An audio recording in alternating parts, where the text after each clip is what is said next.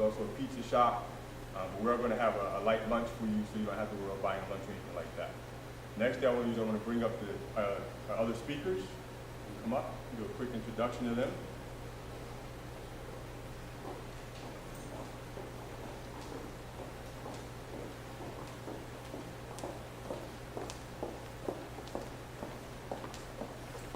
We have Ms. Simone Rivers. Yes, I am Simone Rivers. I hail from the DC area by way of Stuttgart, Germany, and I'm happy to be here with you today. And good morning, my name is Anna Banks, and I hail from Newark, New Jersey area. And I'm delighted to be here with you today also. I'm going to be talking with you about personal growth, and I would imagine that's one of the reasons why each of you is here. And so we'll have some exploration and some things to talk about when we get to that part of the program. Okay, good. Thanks. Give you guys a quick rundown of what everything's about here. We have, can you guys come up forward? I'm looking around Brian trying to see. Does everybody get a chance to speak to each other and all that other good stuff? Okay. What the professional development seminar is all about is really about certifying you as a professional. What I found out was that a lot of employers, in addition to looking for you, the fact that you have a degree or not, they're looking to see if you have any additional skills. Because nowadays, when you go to apply for a job, you plus the other 100 applicants all have a degree. So you need something to distinguish you from everybody else who has a degree that's applying for the job. So this program is going to offer you that and give you that something that will set you apart from the crowd, if you will. So the intent here is that you will get a broad brush overview of a few of the subjects that we're going to be talking about today.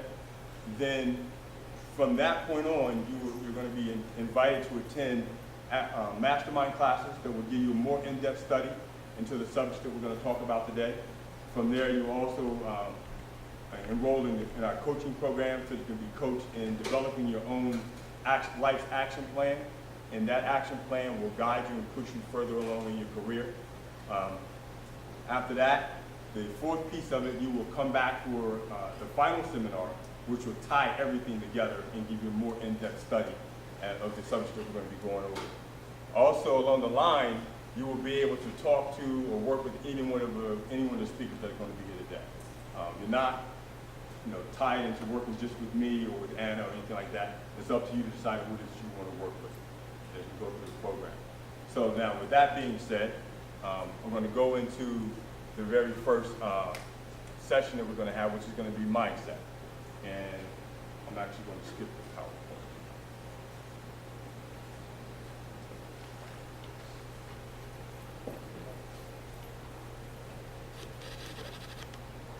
All right. If I say the names Rockefeller,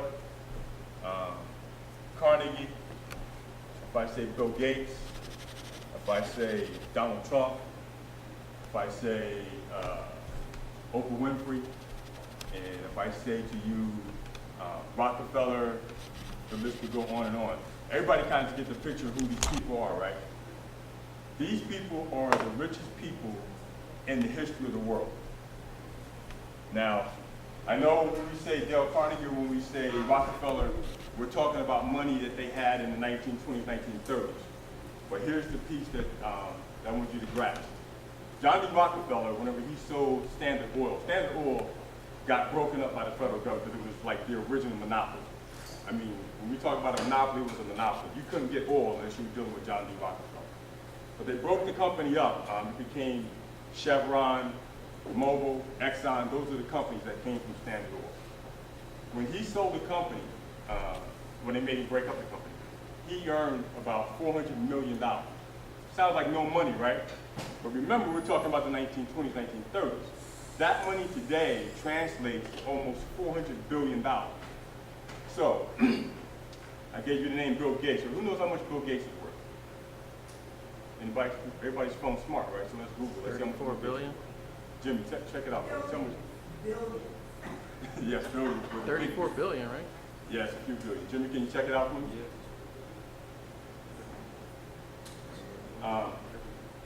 What I'm getting at, say again? 79. He's worth $79 billion, right, in 2016. If John D. Rockefeller was still allowed to have this company, his company would be, he would be worth, his net worth is $400 billion. 400 billion. 79 billion all of a sudden becomes nothing, right? I shouldn't say nothing. It's something, because I don't have it. But it starts to be pale when you start looking at how much these other people were worth. Who's heard of the Rothschilds? Rothschilds family, the richest family in the history of the world, right? To this day, we don't know how much the family's actually worth. It's estimated that they have control of over $1 trillion. $1 trillion, one family. One family.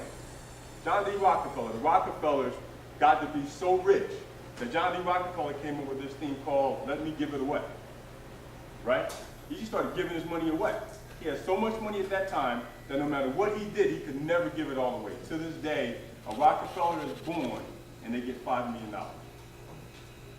Just for being born a Rockefeller. Now here's the catch to it. They don't use the name Rockefeller so much anymore. Because they didn't want, back then, he didn't want the family to be identified because they started kidnapping kids and all that kind of stuff. So this is a little unknown fact for you. The reason why I'm talking about these people is because they all have one thing in common. They have one thing in common. They had this laser focus, right? They had this one-track mind. They had this mindset that whenever Napoleon Hill, everybody's heard of Napoleon Hill, right? Think and Grow Rich. When Napoleon Hill started studying these people, he found that it was mind-boggling, the laser focus that they had. Ford, Henry Ford, he had this focus where he pretty much blocked everything else out. His intent was strictly to develop the car and put a car in everybody's driveway. He didn't care about anything else. For 3 years, this guy pretty much locked himself in his garage and built the Ford, the Model T. And then he did it again when he created the assembly line. And then that just blew up all of it. The reason why I'm talking about these people is because of their laser focus, because of the mindset, which is what I first modeled. I want everybody to understand how mindset works. Whenever you have the right mindset, almost everything else that is related to you accomplishing your task becomes crystal clear. It becomes crystal clear. Everything that you need to do to accomplish whatever your goal is, you see it. And you see it in bold letters. You don't see it in little tiny letters. You're not guessing anymore. And now there's a drawback to this, because your loved ones start to suffer, right? Because you start, you're so focused on getting this thing done that you start to forget about your loved ones, right? Bill Gates forgot to take a shower for months, right? Rockefeller forgot to take a shower. Rockefeller actually was worked because he forgot to eat, right? He's almost like the original fasting person, right? He forgot to eat. So now the big question here is, well, let me ask you, does anybody know how you develop that type of a mindset? Anybody want to take a stab at it? No? Jeff, I know you do. All right, so listen. Let me tell it to you this way. In the book, Think and Grow Rich, Napoleon Hill tells several different stories. One of the stories that I like in the book, he talks about his own son. If you've never read the book, it's a must read. It's a must read. You have to read the book. When you first read it, don't try to understand it. Because he tells you in the book that until you're ready to receive everything that I'm giving you, you're not going to receive, you're not going to get it. So the best thing to do is just to read it. Just read it, get it over with. Put it down, come back to it a few months later and read it. Because once you read it, right, and this is, we're getting to the mindset here, the subconscious mind accepts everything. To the subconscious mind, everything is the truth. Right? Our conscious mind is where we decide what's true and what's not true. So when you read the book, you just read it, just accept it in. Now, once you've read it, this is what's going to start happening to you. As you start to live the rest of your life, as you start to plan everything that you want to do, as you start looking around at people that you work with every day, or somebody, the person sitting next to you in the waiting room, you're going to start having a different view. because of everything that you read in the book. You will start to identify all the things that it takes for you to achieve those things that you've been trying to do. And at that point, you're going to naturally want to go back and read the book again because you're going to say, I missed something. You're going to say, I missed something. When you go back and you read the book again, then you're going to start to get it. So in the book, he talks about his son. His son was born without ears, right? So without ears, he can't hear. Napoleon Hill made it up in his mind that he was not going to let this be a handicap. By the way, think of the time frame we're talking about. We're talking about the late 1800s when his son was born. So today, if somebody's born without ears, we might look at it a little, we might look at them a little bit, but we don't really. It's a lot more accepted now. We accept almost everything, right? Back then, when his son was born without ears, he was a freak. He was an absolute freak. There was nothing good about his son to the rest of the world. But to him, his wife, and his older son, they were going to figure out how to make this work. He was not going to allow the fact that his son could not hear be something that decided he would not succeed. So what he did was this. He sat out telling his son on a daily basis that, hey, everything is going to be okay. You're going to be successful. You can do everything that you need to do. You see what he's doing to his son here? Now, the son can't hear, but by him constantly talking to his son, he discovered something that the medical profession hadn't discovered yet. He discovered that if he talked real close to the base of his son's neck, the son could actually hear it. So if you're talking the vibration of your voice going across somebody's neck, their spine. So his son could actually start to hear. Not really clear, but he could start to hear. So when he talked to his son, that's where he talked to him. When his brother talked to him, that's when his brother talked to him. When his mom talked to him, that's when they talked to him. Eventually, he got to the point where it didn't matter that he couldn't hear the rest of the world. So now his son is developing this mindset. Remember, we're talking about mindset. This mindset that, hey, I can be successful. I can do this. I don't need to be able to hear everything. All I need to do is to have the right mindset. And his son developed the right mindset. Now here's what happened to his son. Napoleon Hill's son did. He found a way. He actually snuck out the window, scaled down a tree, and went and got newspapers and started selling newspapers. Couldn't hear. Couldn't hear. So think of the time. There's horses, there's carriages, right? Cars. There's horses. There's a lot of activity going on. And this kid who can't hear says, I'm going to do this anyway. Well, he becomes one of the top salespeople selling newspapers. He's selling newspapers, like he beat his brother out. His brother ended up joining up with him. His brother, he got to the point where his brother said, hey, I'll get the papers. You stay here. You stay here and sell the papers. He did not allow the fact that he could not hear stop it. His mind was set on achieving this goal, right?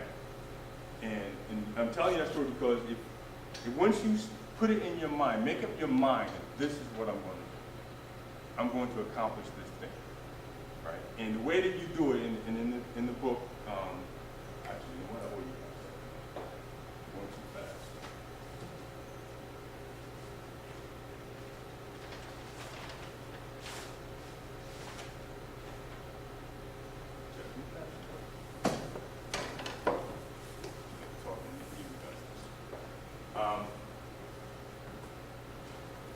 In order to develop that mindset, Napoleon Hill lays out how you can begin to do it. And the chief thing that he talks about is that you must have a burning desire, right? You must have a burning desire to accomplish the task that you want to accomplish.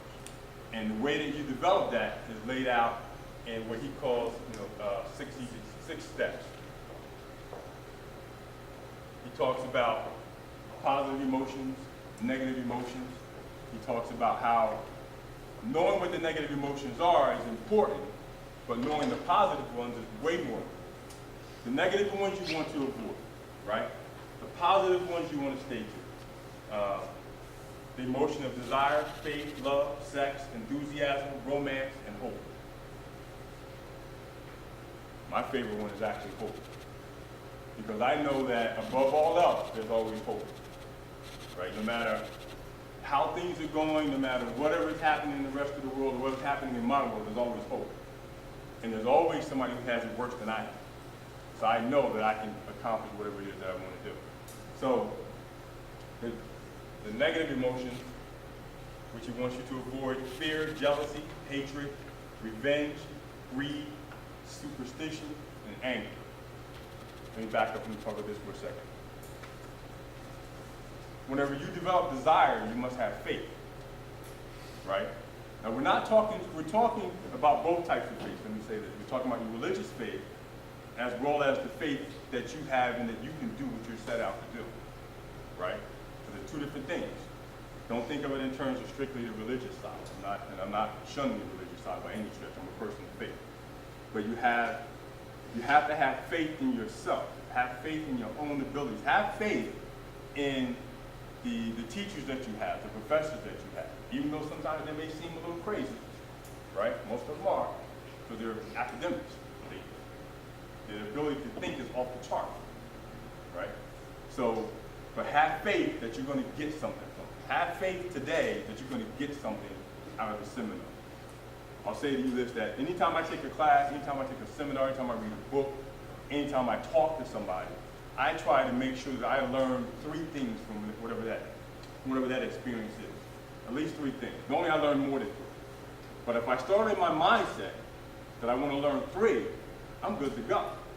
So if I want to learn 3 and I learn 10, it's a plus, right? Same thing happens here. Have that faith that you can accomplish. Now, faith, your positive emotions, your negative emotions can't coexist. They don't work together. I'll give you a good example. Let's talk about religious faith and superstition, right? If you know anything about religion, you know anything about superstition, the two can't coexist. How can you have faith that God is going to take care of you and then be afraid of a black cat? That dog's going to hunt. It's not going to work. It never has. But for whatever reason, some of the most superstitious people are religious people. Because that's one of the pieces that, and I'm a deacon, so I guess maybe I shouldn't say this, but I'm going to say it anyway. They get real stupid about the Bible. They all of a sudden, they want to take the Bible and put it on the shelf and take it off the shelf, and they want to take it off the shelf, right? And that doesn't work. You have to be this way all the time. So superstition and faith, religious faith aren't going to work together. Superstition, faith in yourself, and listening to somebody feed you negative information about yourself is not going to work. It's got to go. I prefer to get rid of anybody who wants to talk to me about negative stuff. You hear it, right?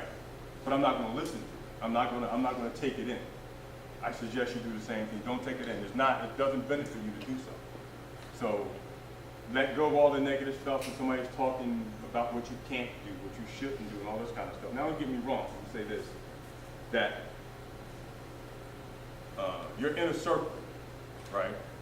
And we all have an inner circle.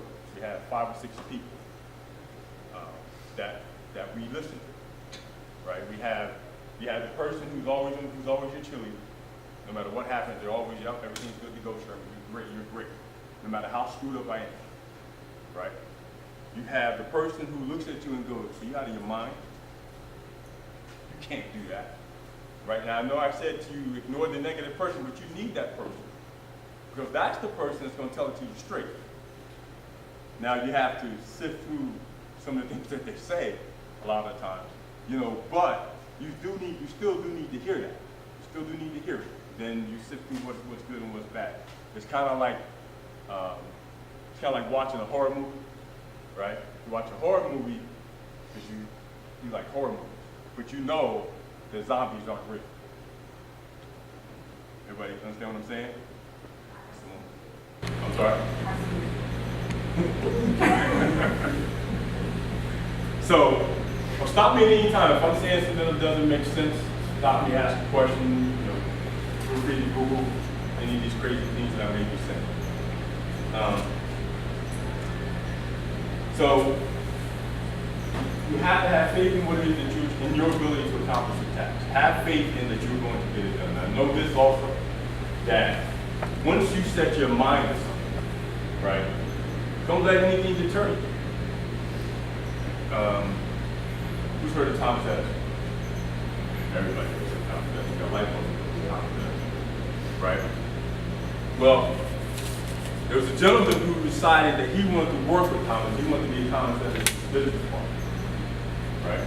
He was from like Kentucky. You know Thomas Edison's from New Jersey, right? Underneath school, So this guy jumps on a freight train because he cannot afford a regular ticket on a train. Now, freight train. We're not talking about freight trains in 2016. We're talking about a freight train in the early 1900s. Jumps on a freight train from the Midwest. I think it was Kentucky. You say the Midwest. Comes all the way across the country to New Jersey. Gets off the train and he's going and makes a beeline for Thomas Edison's office. One thing on his mind. One thing. I'm going to become Thomas Edison's business partner. That's it. There was no going back home. He had already burned his bridges back home. He had already told everybody, I'm leaving, I'm never coming back. Never coming back. When I come back, I'm going to be Thomas Edison's business partner. So he can't go back home. You understand how, whenever you make a statement like that, especially to family and friends or to whoever it is, you make that statement, it's powerful.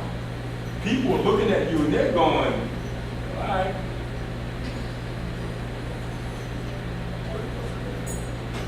My mom. But I'm not going to answer her. Yeah, I normally talk to her early every morning, and if I don't talk to her, my phone will go. Yeah, I'm late. So, when you make a statement like that, it means a lot. I mean, it means a lot. Now, if you're like me, or you've made these statements to yourself, rather than saying them out loud, right? Because you're a little afraid of what people are going to say. Remember, until you get that naysayers in your inner circle? The naysayers, the person is going like, yeah, sure, Jeff. Sure, all right. You're going to become a CPA, sure, right? Everybody's got their person, so you don't speak that out loud. But once you speak it out loud, you throw that out there to the universe does everything that it can do to bring everything that you need to achieve your goal to you. I'm not talking about putting it out here, you know, where you got to go find it. It literally takes it and brings it right to you and puts it in your face. Puts it right in your face. You just got to be ready to receive it. Remember I told you you read Napoleon Hill's book, endure every time they learn it at first, but eventually it's going to start to come to you. That's what happens. So anything that you want to do, you need to speak it first. Right? First you need to have that desire to accomplish the thing that you want to do. Right? So develop that proper mind. Speak it out loud and put it in writing. Don't be afraid to put it in writing. Tell everybody. So somebody looks at you and then you know. So I'm sure when I was sending out all the emails telling everybody to do this seminar, I'm sure a lot of people said, nah, Sherman's not going to do that. Well, I'm going to tell you now, I don't care if it's 10 people, 50 people, 100 people, we're having a seminar today, right? Okay? So I'm happy. After you've written it down, you've spoken, you now have to do what Barnes, his name was Barnes, the guy who had one to go into business with Thomas Edison. What Barnes, you have to do what Barnes did, which is to have just that single set thing in your mind, that one-track mind. Barnes decided that whatever I have to do to become a business partner of Thomas Edison, I'm going to do it. Got on a train from Kentucky, came to New Jersey, right? Clothes on his back. I think they said he had a loaf of bread. That was it. Walked up, knocked on Thomas Edison's door, announced, the guy goes and gets Thomas Edison, he announces to Thomas Edison, where is he going to speak? He said, my name is C. Barnes, and I'm from Kentucky, I'm here to become your business partner. And Thomas Edison, when he wrote about it later on, literally said, I looked at the guy, and I had no idea how he was going to become my business partner, but I knew he was dead serious about what he just said, and I could not turn him away. He said, I had no job for the guy. I had nothing for him to do. The guy said, I don't care what you have, I'll take it. He said, I'll tell you what, you can sweep the floor. Swept the floor for 2 years. 2 years. We have people who won't go to college for 2 years. Right? And you know that, there's a land in that tone, right? People won't go to college for 2 years. This guy swept Thomas Edison's floor for 2 years. Now, if you know anything about Thomas Edison, he's a messy dude. Remember stuff blowing up? Right? Thomas Edison, he's an inventor. He's blowing stuff up. It's a mess. It's a mess. This guy's sweeping the floor for 2 years. For 2 years. At the end of the second year is what happened. Thomas Edison is constantly inventing stuff. Thomas Edison, he had sales staff. Thomas Edison was a shrewd businessman. He invents something, and he brings his sales staff together. You got to make money, right? You invent something, you got to go sell it. Thomas Edison said, hey, I need 2-3 guys on the sales staff to go sell this new widget. I'll tell you what the widget was anyway. I need you guys to go sell it. So these 3 guys who already worked for Thomas Edison, what they said? Man, nobody's going to buy this. Who's going to use this? Nobody's going to use it. The dude sweeping the floor, it's always an opportunity. Pound. Right? Like Simba. Pounce on it. The device that Thomas Edison had invented at the time was the dictaphone. The dictation machine. And it's still used today. Nowadays we call it a recorder, right? That's Thomas Edison actually used. Who'd like to take a guess at how much money Barnes eventually made from selling that? He's the only one that sold it, nobody else wanted to sell it. He sold so many of them that he literally walked into Thomas Edison's office and said, I am now your business partner. And Thomas Edison said, you've been my business partner. Who'd like to take a guess how much money you got? How much? 10,000? Run? Huh? 100,000. Nowhere close. Nowhere close even for those things. Nowhere close. Nowhere close.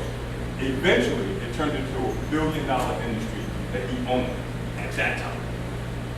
Because nobody else was selling. Nobody else was selling. His net worth ended up becoming 1.2 billion because he sold other things. But from that device alone, he made over $500 million. $500 million. So here's a guy, listen to the names I gave you from the beginning. He's not in the top 25. I think he's like number 68. If he was still alive today, how much would he be worth? Took a freight train from Kentucky. Knocked on Thomas Edison's door. Announced to the guy who would become your business partner. Sweeps the floor for 2 years. And then waits for his opportunity. When he hears it, he pounces. I can only imagine the conversation. Thomas Edison comes up to these 3 guys and says, hey, you're going to sell this device? They say, no. He looks at them. I'm sure he looked at them when he said, thank Thomas Edison, and said, I'll sell it. Thomas Edison said, you're not a sales guy, you're just a sweeping guy. I'll sell it. Take that. A couple $1 million later. So you have to keep your mindset, keep that focus. For 2 years, as he's sweeping the floor, he's thinking in terms of, I'm going to become Thomas Edison's business partner. This is what I'm going to do. It doesn't matter that I'm sweeping the floor. It doesn't matter that all I have are the clothes on my back. It doesn't matter that everybody back home is waiting for me to come back home broke, busted, and disgusted. Right? It doesn't matter. I'm not going back home until I get this. And his conviction, the way he spoke to Thomas Edison was so convincing that Thomas Edison said, I couldn't turn the guy away. I had to let him do it. I didn't know how he was going to do it. I had to let him do it. Thomas Edison, if the guy made $500 million, you can imagine how much Thomas Edison made, right? Gross, that's the gross. So, when you develop the proper mindset, this is how you do it. And again, I'm giving you the broad one-over, right? There's a lot more to it than what I'm giving you, but I'm giving you the down and dirty version of it. Our time is a little bit pressed there. So now, with that in mind, are there any questions? Questions? Yes. Again, subconscious mind is where it's at. Feed everything in there, speak it into the universe, and then everything that you need to achieve what you're trying to achieve will come to you. Right? One last example is we have 3 college students, right? All of them in college, all of them ready to graduate. One's going to do his master's, one's going to go to law school, and I can't remember what the other. But bottom line is that they made up their minds at some point, or somebody spoke it to them, right? Like Napoleon Hill spoke to his son. You know, I'll tell you this, that my son Sherman, from day one, didn't know he was going to college. Didn't know. Now, he may be able to identify it now when he looks back over his young life, but from a child, I said to him all the time, what's the goal? And his answer had to be go to college and graduate. And after he gave me that answer, I would say, you need to get a master's. One from you is a master's. I might be sitting there going, Dad, set me up. That's okay. Setting you up really well, man. Setting you up really well. And us. So I mean, the thing is that you have to have the faith in yourself. You have to be able to speak what it is that you want to achieve. You have to be able and ready to write it all down and share it with the world. Who cares if they laugh? Sherman, what did I tell you if somebody laughs at something you said? What did I tell you? Do it. They've been laughing at Eddie Murphy a long time. Chris Rock a long time. Right? I'm sure somebody, when Bill Gates started saying we're going to make this thing with him and Steve Jobs, started talking about making this thing, going to have windows, going to click, it's going to have a mouse and all that kind of stuff. Everybody. Not no more. Right? We all have it. We all have some type of a device. Right? One last story. And I'm on one track on all of a sudden. What's next on the agenda? I'm sorry? Yes.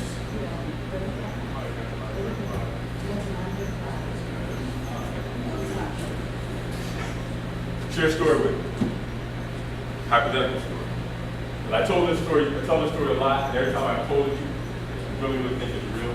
Because I don't know if this is why I tell it, because it involves a real animal. Who knows what the American bird is? Bald eagle, right? Majestic, huge, 6-foot wingspan.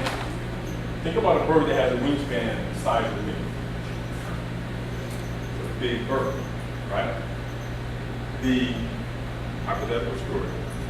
The American bald eagle will live to be how long? Anybody want to guess? 70 years old. They will live to be 70. But something happens to the bird by the time it reaches age 30. When it reaches age 30, its beak starts to grow over too far and becomes brittle. And you know how the American eagle eats, right? It tears its food. So now it can't tear its food anymore because its beak keeps breaking. Or it's hurting. It can't tear its food. So if it can't tear its food, two things that happen. First, it can't feed its young. Second, it can't feed itself, so it's probably going to happen. Next thing that happens to the American bald eagle is its talons. Because when they swoop down from as far as 2-3 miles away into the ocean and grab the fish, its talons become brittle. And now they can't swoop down and grab the fish. That's not happening. Something else happens. The feathers on its chest become worn and become matted. Right? All of its feathers. And now it's difficult for it to fly at the greatest speed that it normally flies at. Like 40 miles. When it's diving, it's only diving about 40 miles an hour. And it's hard for it to stay aloft. If you know anything about eagles, you find them by themselves, and they're normally the highest flying birds. Right? Now it can't do it anymore. So its beak is all jacked up. Its talons are all jacked up. And its feathers are. It's only 30 years old. It's supposed to live to say 70, right? Now what's going to happen to the eagle? It's not going to make it to 7. Unless he makes up his mind to be willing to do something about it. And the eagle has already decided, almost at birth, that when I reach age 30, I'm going to have to do this. Now it's going to be painful. It's going to hurt all by myself, and my family, but I have to do it if I want to survive. I have to do it with it. It flies off to a perch someplace, normally in its nest, or a nest someplace. Finds a rock, finds a tree. He just starts beating his beak against the tree, against the rock, so it comes off. It's got to break it off. Eventually it's going to grow back nice and strong. Well, remember, his beak was all messed up, he couldn't eat. Now he's got a new beak, he can at least eat. But now he can't catch his food. Why? Because he can't fly. Now, and his talons all messed up. So now he looks down and he says, okay, my beak is good to go, let's get rid of these talons. Now, who in here would take a pair of pliers grab your fingernail and you yank it out. Not me. Now, you military folks know what you did. You know some of the stuff that we would do in order to get the answers we want. That's one of them. Right? You yank somebody's fingernail, they'll start talking. Not that I've ever done that. But the eagle looks at his talons and says they got it. Literally reaches down and starts pulling it up. One by one. That's already deep against the tree, break it off. That's got to be a headache already. Now it's looking at his talons. That's got to hurt. I don't know who's ever cut their fingernail back too far. You ladies probably have. Right? Those dudes have it. I cut mine back. I got one there. I cut it back too far. It hurt. I can imagine yanking the thing out. Right? They yanks them all out. Eventually they grow back. I got new meat, I got new talent, I get food. I still can't fly. Now this is something that you normally don't see, but this third thing that it does, you've seen it. You've seen it on one of the nature channels. You see an eagle who lands on the seashore and sits there and starts pulling his feathers. All the ones that are that. I mean, it's almost the entire body. Start pulling the feathers.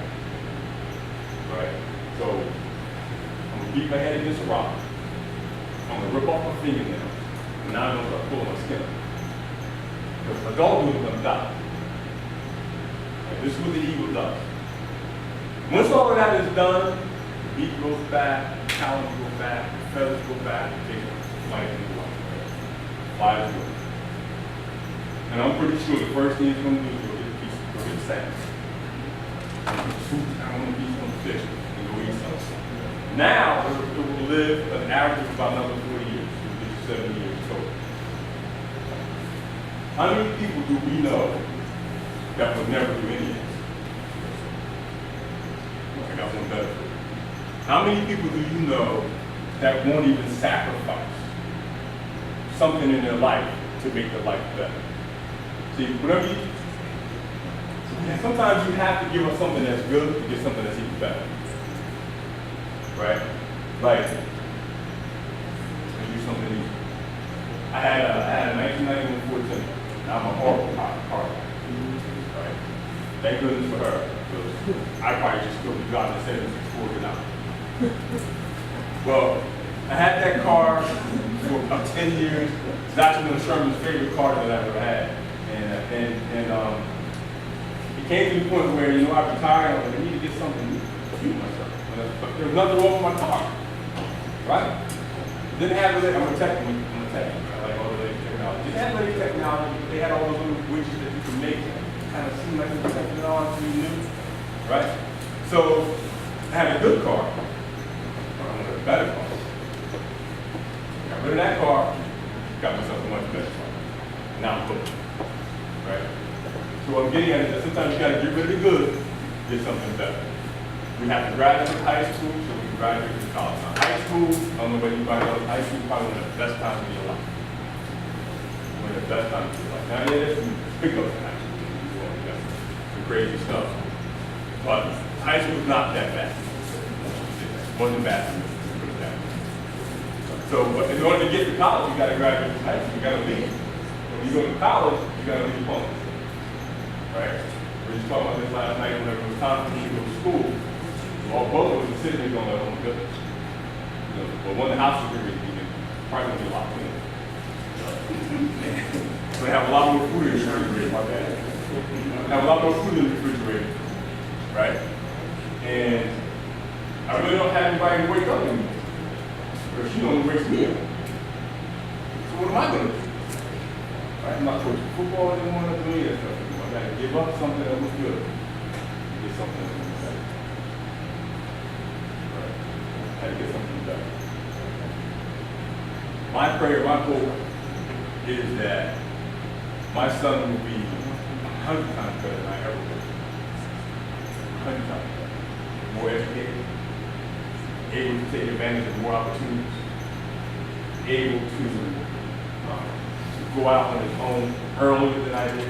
I left home at 17 and 18 years old. However, I knew home was there. So he's at the point where they're all three of them, I believe, but at the point where they could actually pick up a movie across the country. That wasn't happening when I was back. But I'm telling you all that to say that once you make up your mind about something, when you start to get that proper mindset, everything starts to change. Don't let anybody turn you around. Don't let anybody turn you around. Don't let anything start to sway you. And whenever it does, for something, you are going to have those dark times. You're going to have that moment when you feel like I need to let this go. Right? And I point you in the direction of there's a picture of two guys with picks, and they're both in a mine, right? And they're chopping away at the dirt and at the rocks in front of them. The guy on the left decided, that's it, I'm through. Stop. The guy on the right is getting ready to make one more swing. He's about 6 inches away from the dynamite. 6 inches away from the dynamite. The other guy walks away. Now the picture doesn't show, but I can only imagine. If I take one more swing, dynamite starts dropping out. I'm shouting. I don't even need all the time. Right? The dynamite goes best friend. And they go, you don't go broke. You have dynamite. I can pull my pocket up. But the determination, have that faith in yourself, be ready to spill it out, to spell it out to everybody, anybody who wants to hear it, even the people who don't want to hear it. And whenever somebody starts telling you that you can't do, that you're not going to do it, look at them and be a Sherman answer.